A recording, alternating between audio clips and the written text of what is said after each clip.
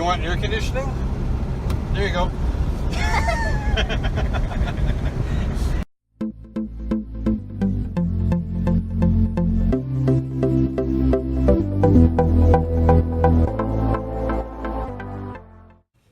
Hey guys, welcome to TMPGaming. Today I am reviewing on a 1971 Volkswagen Beetle design during World War II by Hitler, used for troop transport. 1600 cc engine. It has 50 horsepower.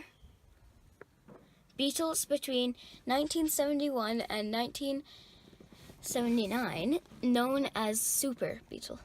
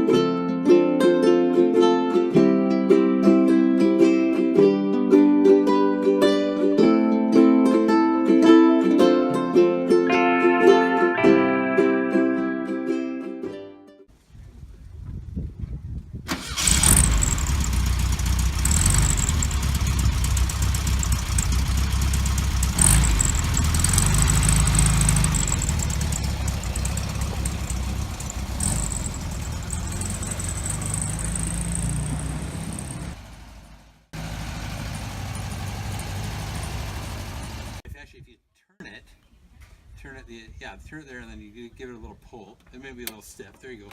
You look inside, there's a little switch on the side here, and that's actually the lock for the front hood. Change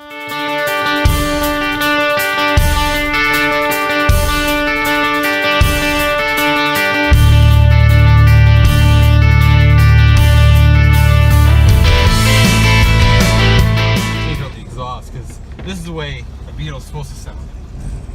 The red part was like, I had to cover my ears. Yeah, I was watching some of your videos. You did pretty good there, pal.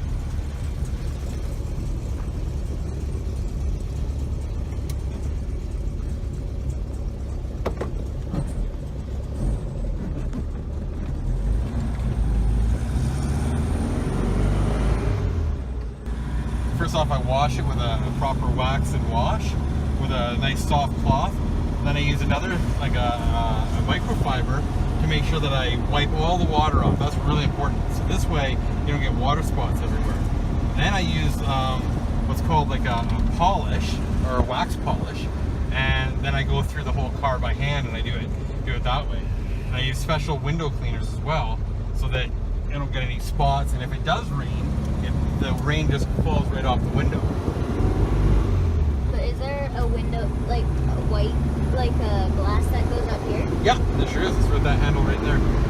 You just wind it up? Yeah. Just like that.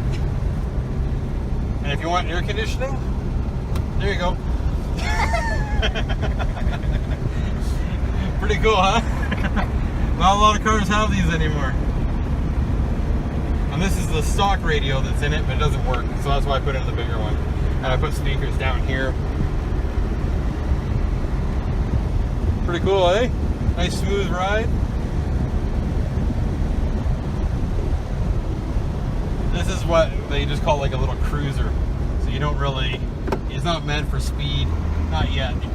I got a Volkswagen like this the other day. Oh yeah? It's white. Okay, yeah. And it has like a spoiler on the back, and you can see cool. the engine on the back. That is pretty awesome. Oh, cool. So you're liking all the Hot Wheels, are you? Uh-huh. So I saw you got a chance to see a lot of cars, eh? That's awesome. That's great. Okay, go for it.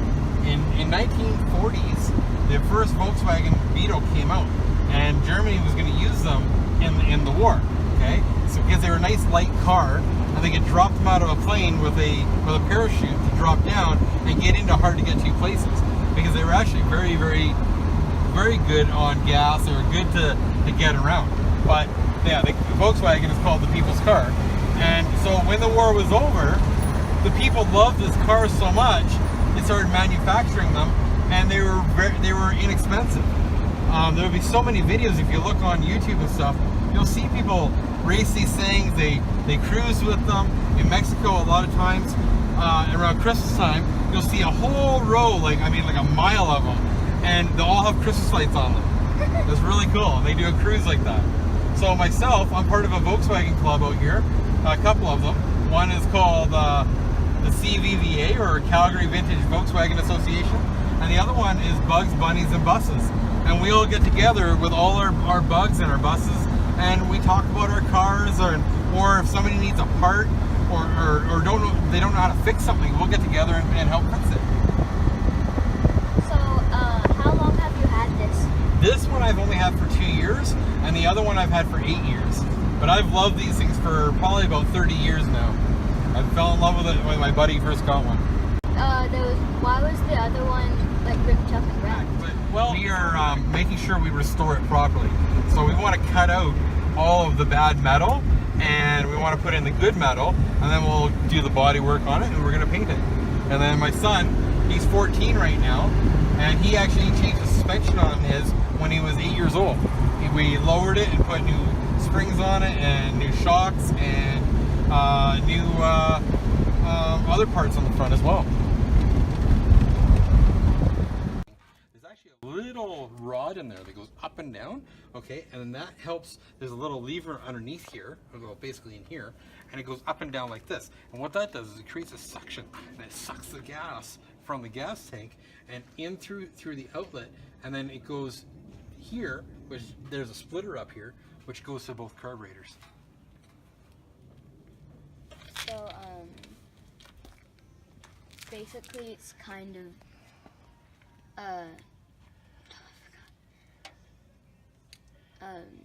everything's driven basically on different parts of the motor. It was really ingenious the way they came up with this. When you look at other cars, every car has a fuel pump, but it's just sometimes they're electronic, sometimes they're mechanical. This one's actually a mechanical one. why is that in the middle of it like foamy stuff? Which stuff is that? This? Yeah. Oh, that there is a cleaner, okay? It's in there. There's tiny little parts in there that get clogged up really badly. So you put these things on, okay, and it sucks in the good air, but keeps all the dirt particles out. With this is actually your window washer fluid, okay? So you put this in here, and then normally there's a tube that goes from here. Actually, I do have it hooked up. There's a tube that goes here to your tire, okay, your spare tire, and when you push a button inside there, it's just a pressure relief. The air from the spare tire will push the air up through into here, which then pushes the fluid in up to your windshield. That's cool. Pretty neat, eh? At the top, like the screws, Yeah. does that hold them down? Yeah, that's a hold down. That's all that is. Yeah. What's that like thing hold like the yellow wire? This yellow wire Yeah. here? Okay, so this here goes right to here. And what that does is actually your oil pressure sensor. So on my dash, it'll tell me if I need oil or if there's something wrong, if maybe it's too hot or whatever. Why is some wires thick and thin? Well, sometimes you need to be able to deliver a little bit more energy to certain parts of the car, that's all. So they don't always have to be consistent. This here goes right, this just goes to your distributor here, and there's what's called a condenser on the side of it, and that helps deliver that spark that you need. But why do you really need sparks? Sparks? Well, without the spark, you wouldn't have anything to ignite the gas that's going through your pistons and your engine and that, right? So basically, you got to imagine this big cylinder like this, and there is a spark plug at the top in the heads, what's called the head on it. So as the piston is going up and down, once it reaches this point, it lets off a spark on the spark plug, and that ignites the gas, which then gives you that big boom inside the motor, which helps make your motor go faster. What I really like about this car is the design on this and this.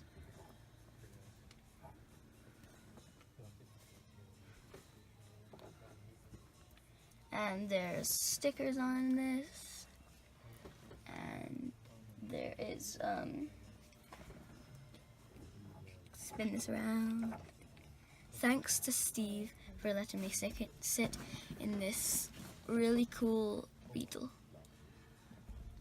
and driving me in it. It's so cool. I want one when I'm older. So thanks for watching TMPGaming. Don't forget to subscribe to my channel and ring the bell and like the subscribe button. Thanks for watching. See you next time. Bye bye, my pretty.